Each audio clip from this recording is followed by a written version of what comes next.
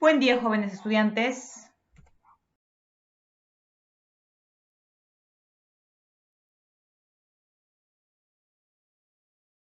El día de hoy, en el curso de Cívica, en nuestra semana 3 del tercer trimestre, trabajaremos la ciudadanía en el Perú.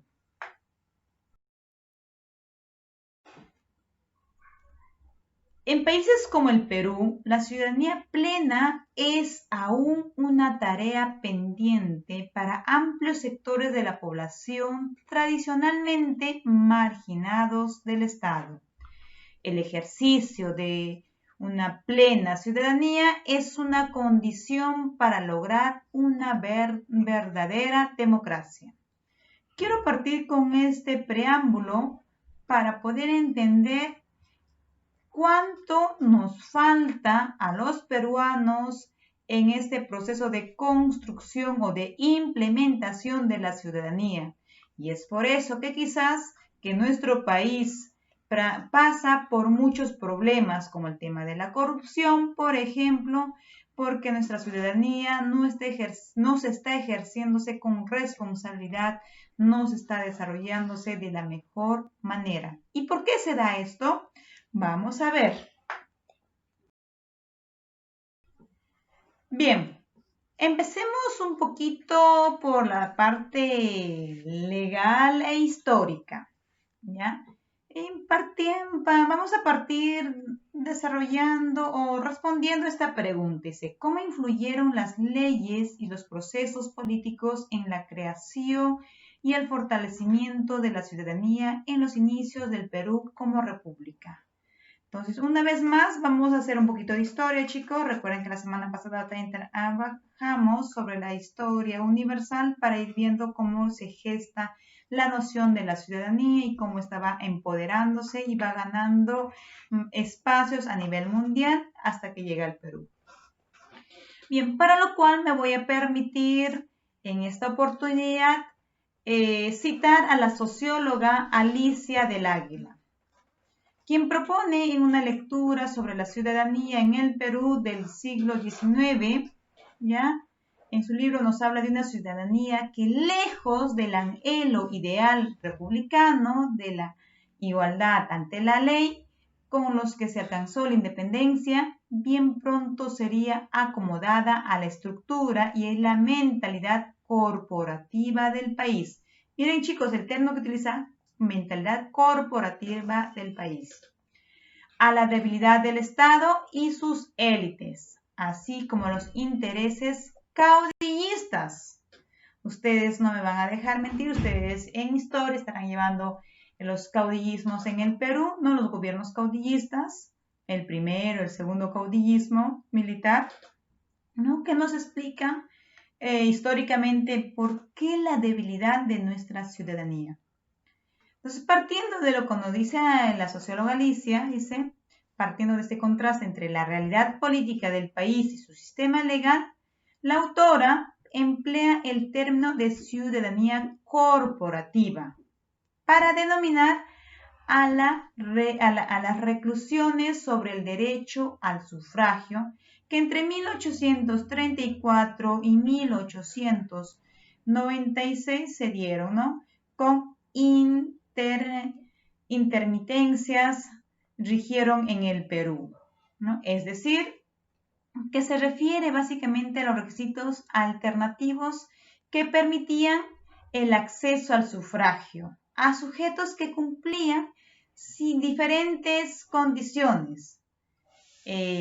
Así bien, estos buscaban restringir la participación. También procuraban incorporar a una pluralidad de grupos o cuerpos sociales. Entre ellos tuvieron un peso especial las comunidades indígenas. Por ejemplo, ustedes recordarán, ¿no?, que las mujeres en el Perú no siempre hemos tenido el derecho al sufragio. Recién en el gobierno de Odría se nos reconoce ese derecho fundamental, ¿no?, que nos permite participar en las decisiones políticas. Entonces, vemos cómo se va configurando, cómo se va gestando la ciudadanía en el Perú.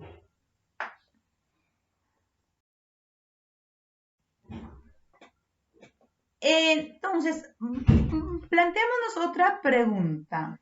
¿Ya? Este título planteamos como pregunta. ¿Cómo se ejerce la ciudadanía en el Perú entonces? Ya hemos visto un poco de historia, ahora, ¿cómo ejerce?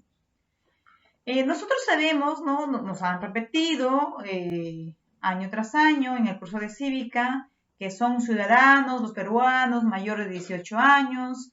Para el ejercicio de la ciudadanía se requiere la inscripción electoral. Los ciudadanos tienen derecho a participar en los asuntos públicos mediante el referéndum, iniciativa legislativa, remoción o renovación de autoridades y demanda de rendición de cuentas. Esto se nos ha dicho siempre, ¿no? O al menos en los últimos años se nos viene repitiendo esto.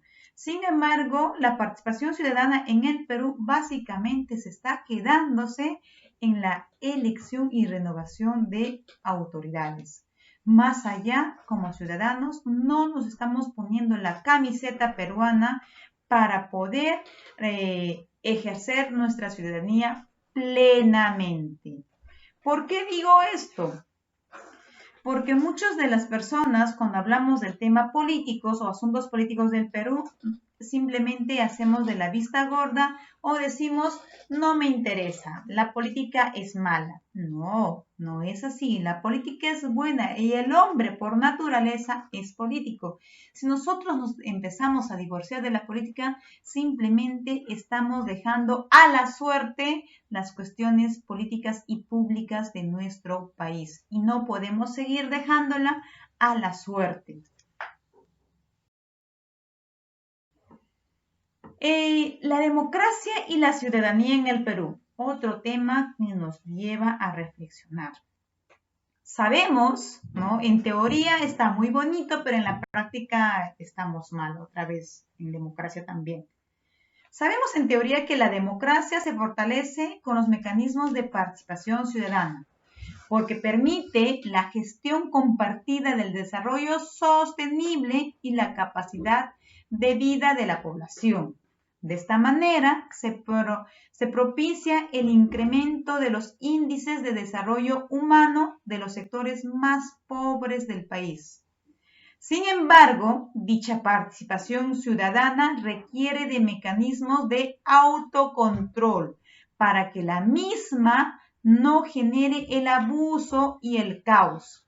En este sentido, jóvenes estudiantes, este documento aporta valiosa información y orientación a fin de que no se desnaturalice un mecanismo de desarrollo social y político tan importante.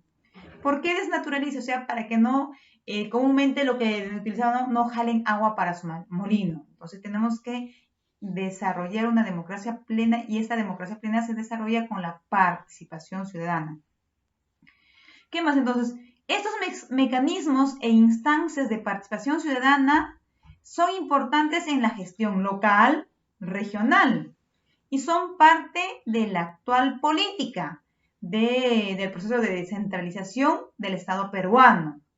Este proceso de democratización de las decisiones públicas tiene como sujeto algunas experiencias capitalizadas en los años 90 a nivel local, donde la participación ciudadana se generó un valor agregado a la gestión municipal en el Perú.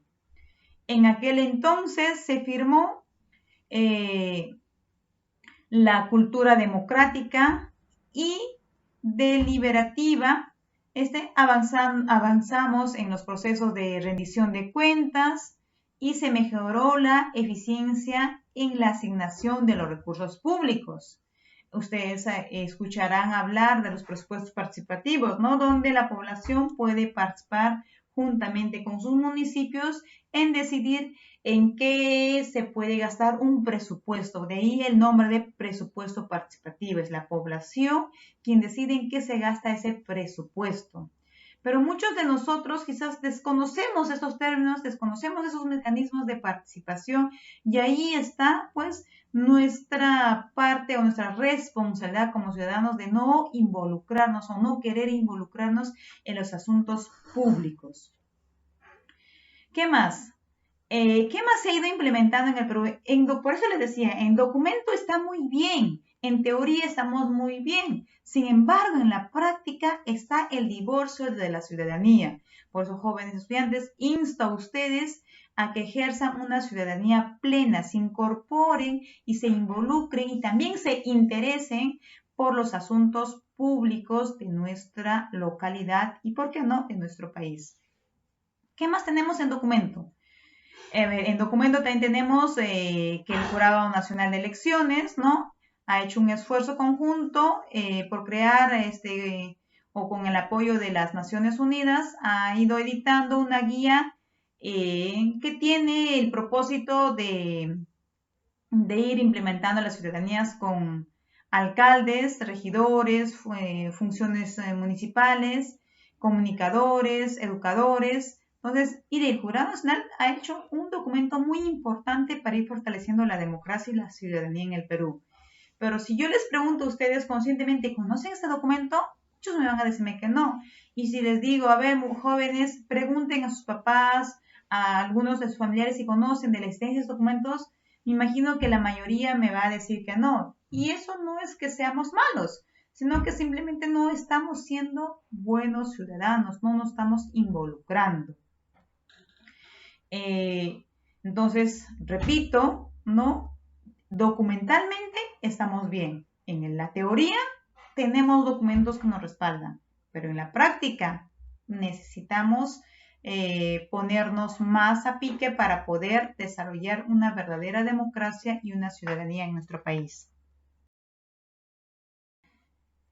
Históricamente y conceptualmente la participación ciudadana es, pues, forma parte de tomar parte, ¿ya? Entonces, ¿cómo es eso mismo? O sea, recordemos, la participación ciudadana es formar parte y tomar parte. O sea, no solamente, esto quiere decir no solamente que soy ciudadano porque pertenezco a Castilla, entonces soy ciudadano, un ciudadano castellano.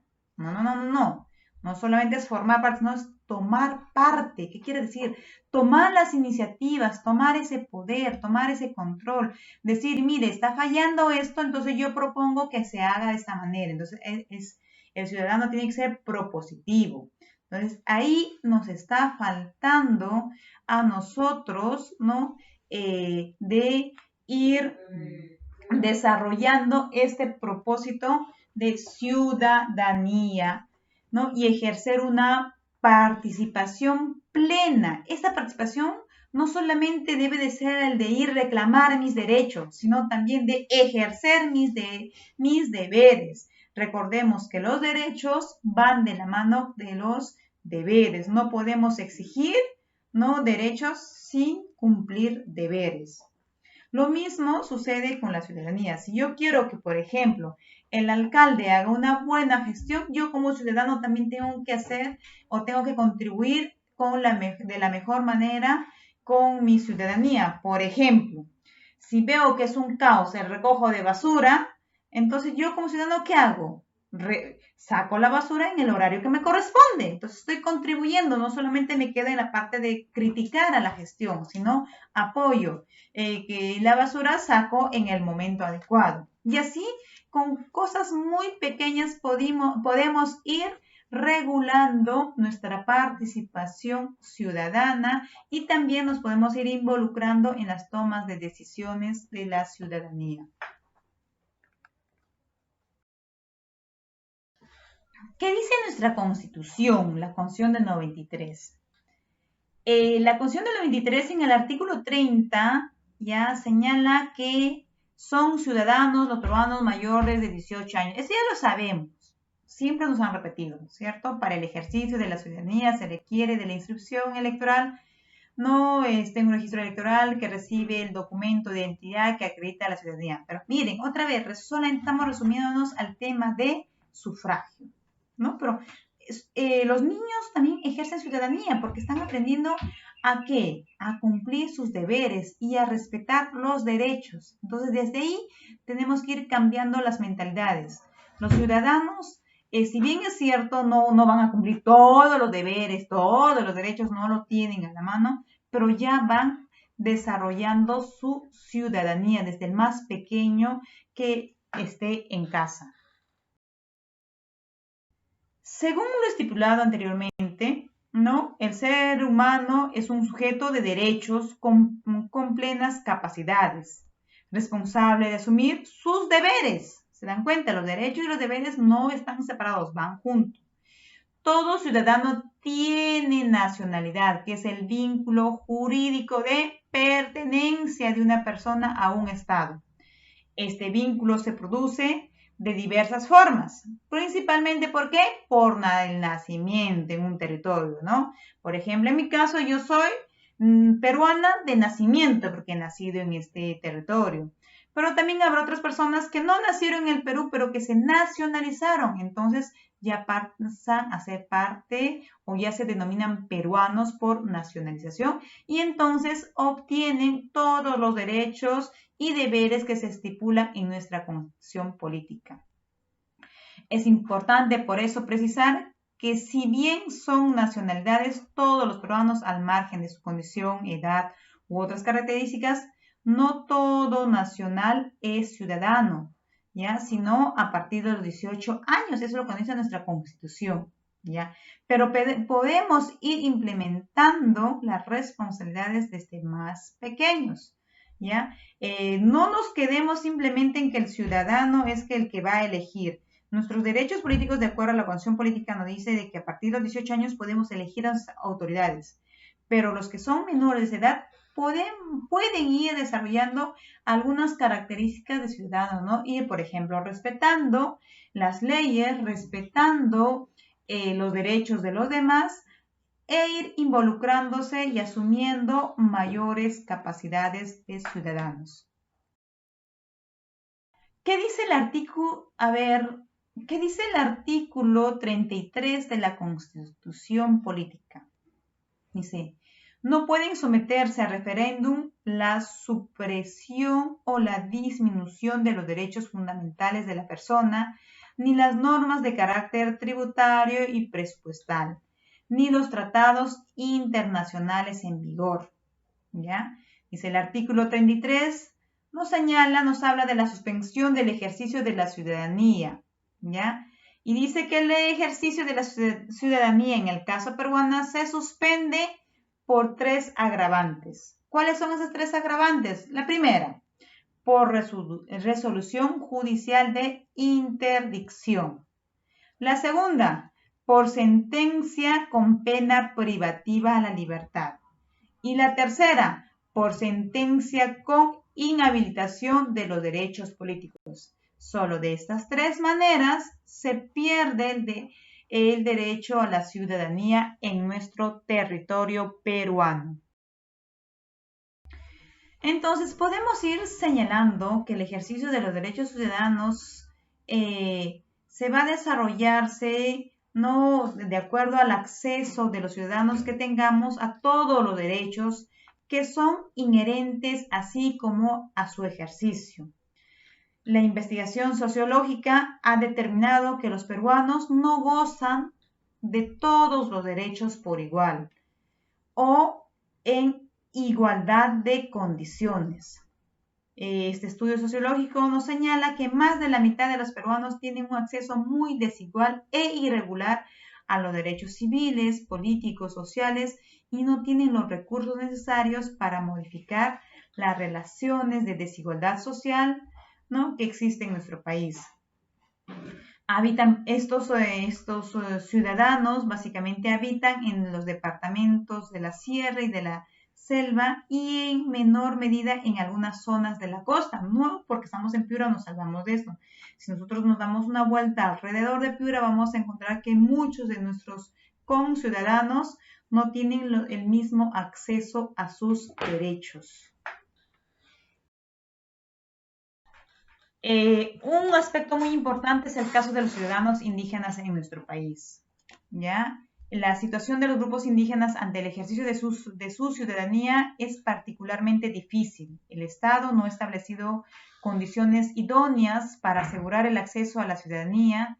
Si se parte de que la ciudadanía es el medio por el cual se ejercen los derechos, se puede ver que el indígena tiene un acceso restringido. Si bien la mayoría es analfabeta, tiene el derecho al coto de mayores necesidades, o las carencias se traducen en el tema de los derechos sociales y en el tema de bienestar. Y aún con esta pandemia hemos visto que las desigualdades sociales y económicas se han ido incrementándose cada vez más, y entonces también el acceso a los derechos, ¿no? Y por ello el acceso a la ciudadanía va a ser más desigual. Este mapa que ven por acá lo he sacado de Radioprogramas del Perú, es una información que nos brinda sobre los pueblos indígenas y que existen en nuestro país y el mayor número de habitantes de pueblos indígenas. Por ejemplo, tenemos acá, nos habla de aymaras, ¿no? ¿Cuántas personas tenemos en el Perú? Los ashánicas, los Quechua, y así nos va hablando de los pueblos indígenas en nuestro país. Finalmente, se reconocen que en nuestro país tenemos 55 pueblos indígenas originarios, ¿ya? Originarios.